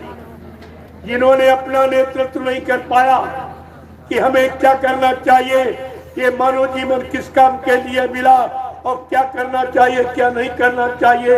जब अपना नेतृत्व नहीं कर पाए तो देश की जनता को क्या नेतृत्व करेंगे। आपको इस पर विचार करना चाहिए।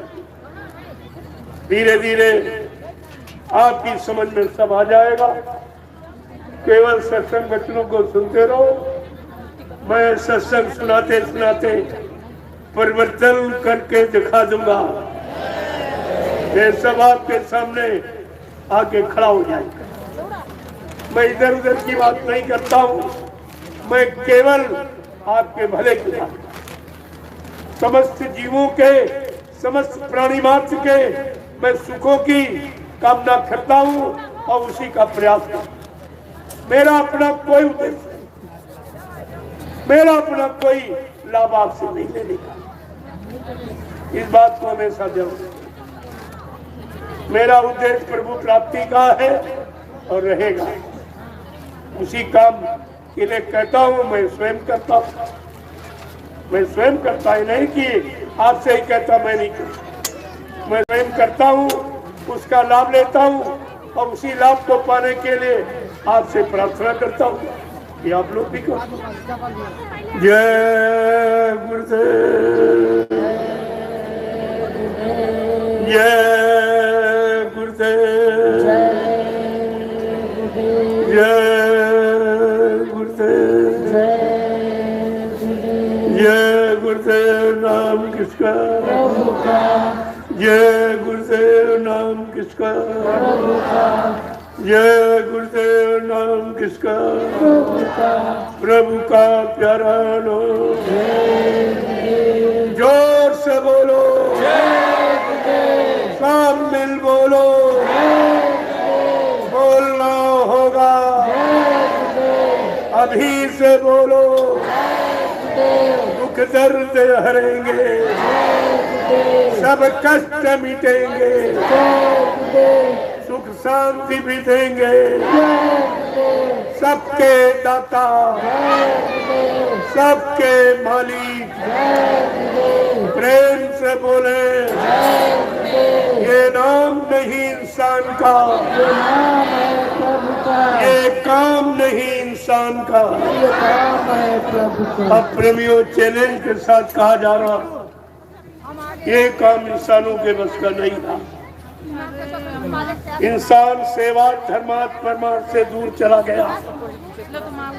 लिया जाए, ये काम उसके बस का नहीं है।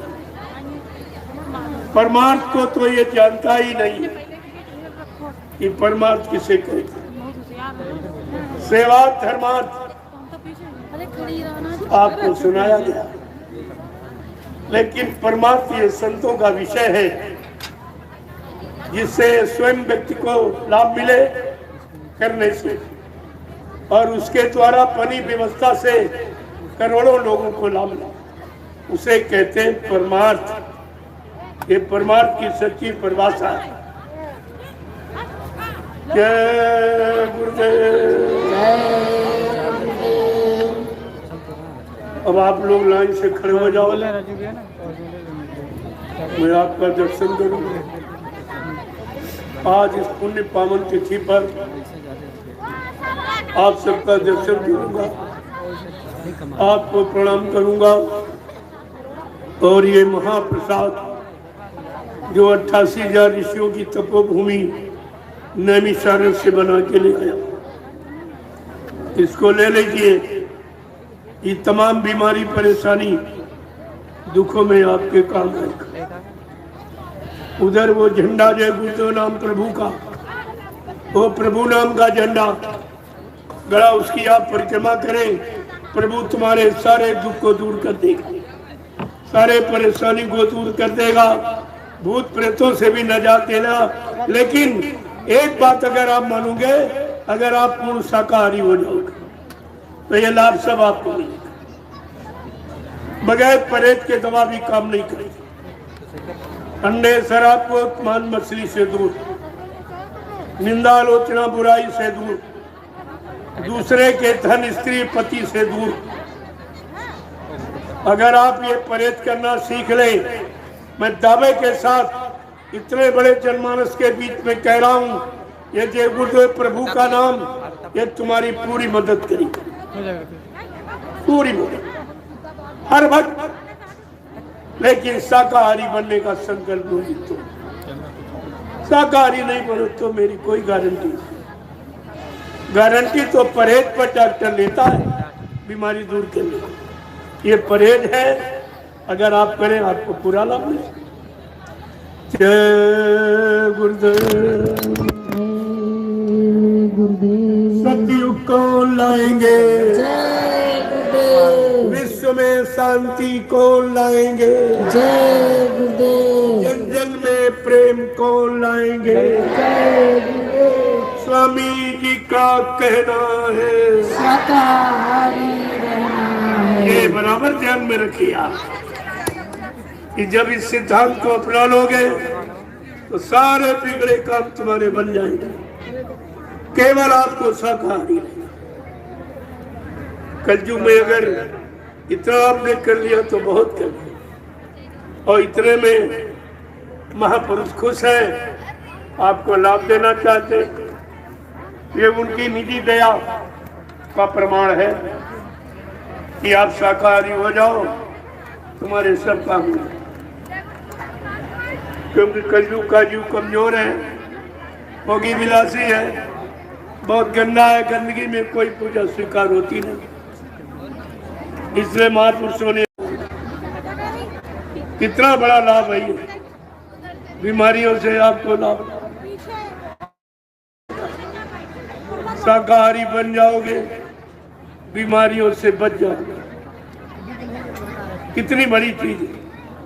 और कितना लाभ उधर गंदा खान पान छोड़ने से तुम्हारा धन बच जाए, जो बाल बच्चों की पढ़ाई लिखाई काम आवे, शादी ब्याह में काम आवे, घर मकान बनाने में काम आवे, और इधर गुनाहों में माफी भी मिल जाए। दोहरा लाभ है। अगर संत महापुरुषों का ये लाभ न ले पाए तो इससे अच्छा समय कोई लाके यहाँ खड़ा नहीं करेगा, और ये लाभ कोई दे भी नहीं सकता। जय गुरुदेव। जय गुरुदेव। अब आप लोग लाइन से खड़े हो जाओ। हमारी गौरव गरिमा है, हमारी एक मर्यादा है समाज की, एक लाइन में महिला, एक में पुरुष। और ये बड़ी शांति के साथ ये अमोलक चीज महाप्रसाद जो हिंदुस्तान में कहीं चले जाओ कोई नहीं देगा, कोई दे ही नहीं सकता। ये प्रसाद कोई राजा भी नहीं दे सकता। ये अधिकार राजा के पास नहीं प्रसाद बनाने का, ना वो बना सकता है। अब आप समझ लीजिए, जब वो प्रसाद नहीं बना सकता तो हमारा कोई काम ही नहीं कर सकता। बिल्कुल साफ जाहिर है।